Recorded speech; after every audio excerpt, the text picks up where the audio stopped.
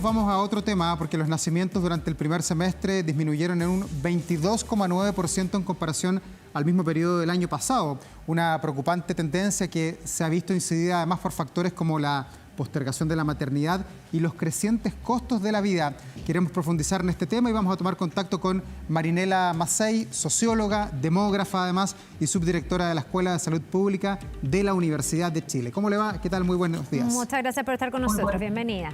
Muy buenos días, gracias a ustedes. A ver, lo primero me gustaría que pusiéramos como el enfoque que tienen que tener estas cifras que estamos viendo, porque los hechos son los hechos, los números son los números, la natalidad está bajando y hoy día lo que dicen todos los expertos es que no estamos teniendo suficientes nacimientos para que nuestro país siga creciendo, sino que en algún momento se va a envejecer y eventualmente se va a achicar. ¿Eso es malo necesariamente para una sociedad? Muchos dirán, bueno, somos tanto en el mundo, somos tanto en el país, nos tenemos que distribuir tantos recursos, estamos depredando, no sé, el mundo, el planeta. ¿Qué tan dramático puede ser que nazcan menos personas en Chile y en el mundo? Bueno, es muy interesante tu pregunta y no hay una respuesta demasiado clara para eso, ¿no? Porque es, por decirlo de alguna forma, es bueno y malo. Más que bueno, en realidad es un proceso natural, ¿no? Es un proceso que no es nuevo, que responde a cambios sociales y culturales muy profundos, que se está dando no solamente en Chile, se está dando en todas partes del mundo, que es transversal a todos los segmentos sociales, ¿verdad? Por lo tanto, asumiendo que es un proceso natural que responde a estos cambios, bueno, tenemos que hacernos cargo como otros cambios que están ocurriendo, ¿verdad? Por lo tanto, entonces, no hay una especial respuesta para eso, sino qué cambios, qué transformaciones, qué modificaciones en las políticas públicas tenemos que hacer para incorporar estas transformaciones demográficas muy relevantes en los distintos ámbitos sociales, económicos, políticos, en la política pública, en la política privada también. Marinela, pero los países que inician esta reducción en la demografía, ¿tienen alguna oportunidad de levantar el vuelo de alguna manera, de recuperar los antiguos índices o los países que entraron en este derrotero van a la baja considerablemente, independientemente de las políticas públicas, van a reducir permanentemente su natalidad?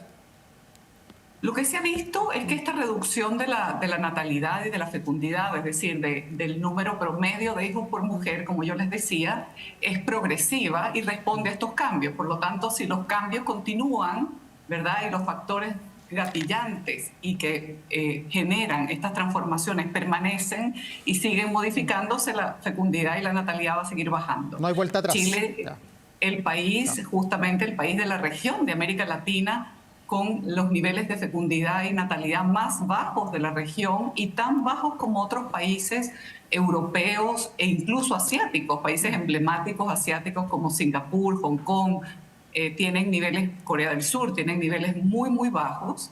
Y lo que se ha visto es que sí hay algunos países que han visto revertir esa tendencia, con un conjunto y no una sola política pública, porque yo diría que lo central es pensar primero qué está detrás de esta caída reproductiva, de comprenderlo a profundidad para tratar de incidir a través de políticas que busquen, por una parte, no sé si revertir, pero incidir al menos para los que desean tener hijos o buscan en ello la posibilidad de parte de su desarrollo personal, poder tener esa posibilidad. Ya. Yo diría que ¿cuáles serían esos factores? Sería lo más interesante también de conversar con ustedes. Eso mismo, distingamos cuáles son los factores, porque pareciera ser que hay un punto común en el sentido de que esto le está afectando más fuerte a países que están o en vías de desarrollo o en una profundización del desarrollo versus los países que se han quedado un poco más atrás. No por nada Chile, que venía siendo como el Mateo del curso, es el que tiene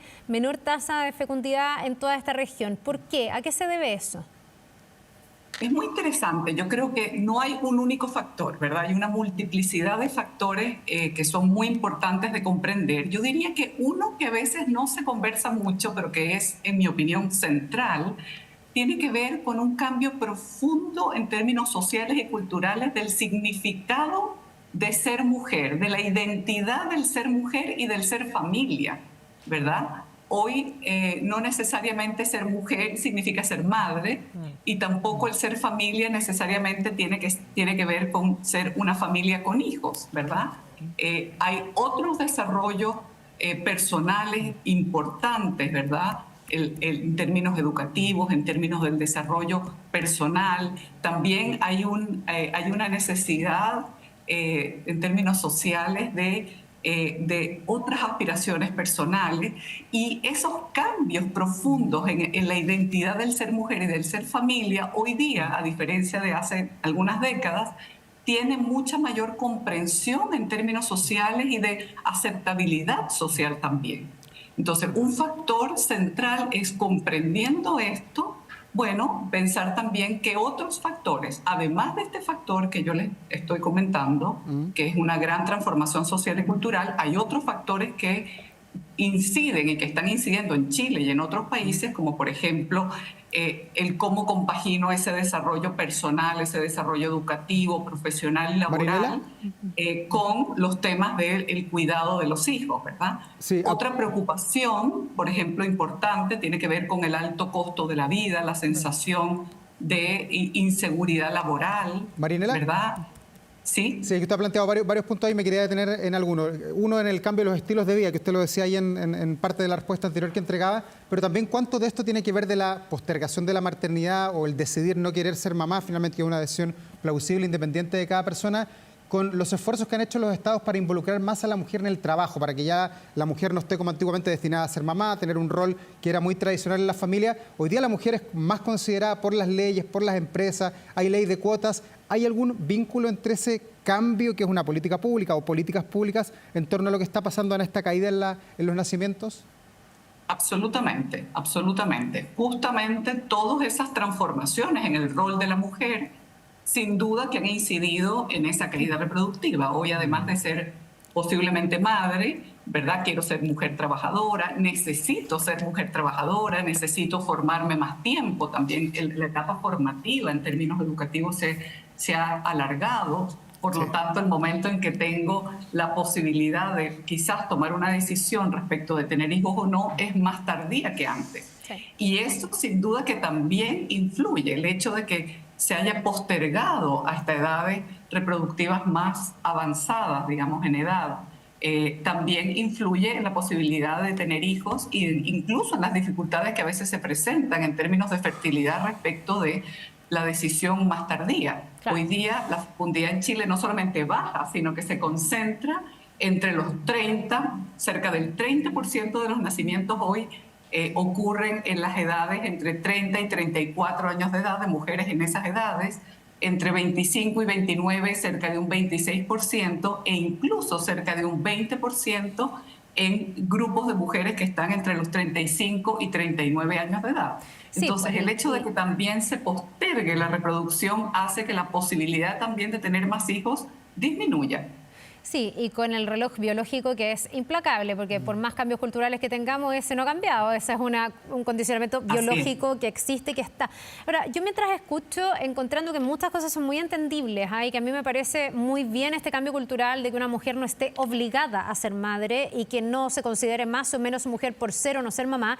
Igual me pregunto hasta qué punto nuestra sociedad te pone sobre la mesa de igual manera las opciones para que esa sea una decisión libre.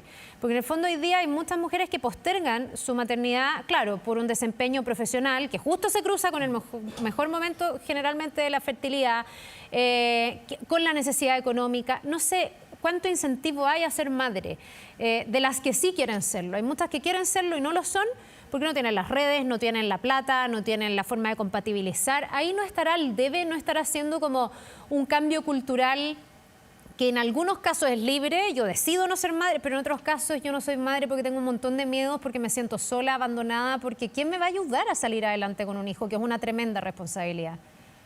Sin duda que faltan muchos apoyos en términos sociales y políticos también. La red, al nacer menos hijos y envejecer la población, también la red de cuidado, tanto para los adultos mayores, pero también para los niños que nacen, se reduce. Claro. Entonces, justamente hay muy pocos apoyos, y no solamente apoyos, por ejemplo, en las posibilidades de acceder a las vacunas, en términos educativos, preocupa mucho el alto costo de la vida, la inseguridad laboral, ¿verdad? Son todos temas que preocupan en esa decisión, Pero adicionalmente es muy importante entender que todavía faltan, como tú muy bien decías, políticas mucho más claras y fuertes y reales, que se sientan más reales para las personas en su vida cotidiana, que permitan conciliar de buena forma o de mejor forma la vida relacionada con la maternidad y la paternidad y la vida laboral. Y perdón importante. Perdón que te interrumpa, pero es a fin de también poder ir haciendo como una conversación, que nos perdone Davor, pero es que es un tema que yo encuentro bien apasionante en el sentido también de que muchas veces las políticas públicas que se están pensando no son aplicables a muchos de los casos que necesitan esa red de protección. Hemos visto lo que pasa en Chile con las salacunas ilegales, con gente que tiene una vecina que le cuida a la guagua y cuida a 15 niños más, porque claro, hay una política de salacunas donde o no encuentras cupo o encuentras un cupo en una jornada que como mamá no te sirve. Entonces terminas poniendo lo más preciado que tú tienes en manos de alguien que no necesariamente tiene la formación o la fiscalización, puede tener toda la voluntad. Entonces también me pregunto hasta qué punto los apoyos deben ser más flexibles, tomar en cuenta la necesidad, que parta de la necesidad de esa familia, de esa mamá, de ese papá, y no tanto desde la teoría abstracta que en algunos casos no alcanza. Sin duda, a eso me refería justamente, y no puedo sino empatizar con lo que tú acabas de decir, porque ese es el sentir de muchas madres y padres. Ninguna mamá quiere que su hijo se ponga en riesgo. Ninguna mamá desea terminar de colocar a su hijo en un lugar que sea posiblemente inseguro en el cuidado de lo más preciado que es su hijo o hija. Entonces, como muy bien dices, por eso es que tenemos que buscar la forma de pasar de esa política que sí está escrita, esa lacuna, ¿verdad? Pero ¿cuál es el acceso real que realmente tienen los padres y madres a trabajos realmente flexibles, a trabajos medianamente bien remunerados? ¿Por qué ha crecido en el último tiempo el empleo informal? Bueno, entre otras cosas, y sobre todo mucho del empleo informal femenino, responde justamente a un gran número de madres solas y que tienen una red, por lo tanto, de protección y de apoyo en el cuidado de sus hijos muy pequeña o realmente poco efectiva en el acceso o en el costo que eso significa. Entonces, hay un conjunto de aspectos reales, cotidianos, ¿verdad?, mundanos, por decirlo de alguna forma, en que dificultan el poder justamente compaginar la maternidad y la paternidad, y sobre todo en mujeres solas, ¿verdad?, con poco apoyo, y el achicamiento de la red o de la estructura familiar también incide en ello, ¿no? Entonces, ahí vamos a necesitar estados mucho más fuertes en el desarrollo de hacer efectivas esas políticas públicas que sí, algunas están decretadas, se ha ido avanzando sin duda, pero falta mucho todavía en hacer realidad las posibilidades de poder compaginar la vida cotidiana, la vida laboral de tantas mujeres y padres también en la conciliación de los hijos. Marinela. ¿Qué pasa cuando los hijos se enferman? ¿Qué pasa en esta época del invierno cuando los hijos se enferman? Claro, hay una licencia, pero ¿qué costo tiene eso también para la madre? Si bien tiene derecho a una licencia por hijo enfermo, pero hasta determinada edad. ¿Qué pasa con la red que apoya a otras edades, verdad? O cuando hay problemas como los que vivimos, donde se suspenden las clases. Bueno, ¿qué pasa con la red de ayuda también? Marinela, y viendo esto que usted nos relata, que está constatado además por las cifras que vemos ahí en imágenes, cómo está cayendo la natalidad mes a mes y año a año en nuestro país. Si uno compara con los años 60, es dramático cómo ha caído la curva hacia abajo en Chile. Y lo que uno se podría preguntar mirando la foto desde otra óptica, ¿cómo va a afectar esto a la economía, al desarrollo de un país? Y también, si estamos en los tiempos en que Chile, al contrario de lo que se piensa, debe incentivar la migración, porque las mamás o las mujeres que vienen de otros países muchas veces son más proclives a la maternidad que las mujeres chilenas, que hoy día tienen un montón de factores externos que usted nos ha relatado. Bueno, es muy interesante. Siempre se piensa en la migración, ¿sí?, como una alternativa, ¿no? Pero en general lo que se observa es que la migración tiene un impacto de corto plazo. Hoy día, más o menos un poco más del 17% de los nacimientos son importantes, son de madres extranjeras. En algunas partes del país, por ejemplo, en las regiones del norte de Chile, este impacto de los nacimientos de madres extranjeras es sumamente importante, más del 44% en el norte de Chile, 30% y 17% más o menos a nivel nacional.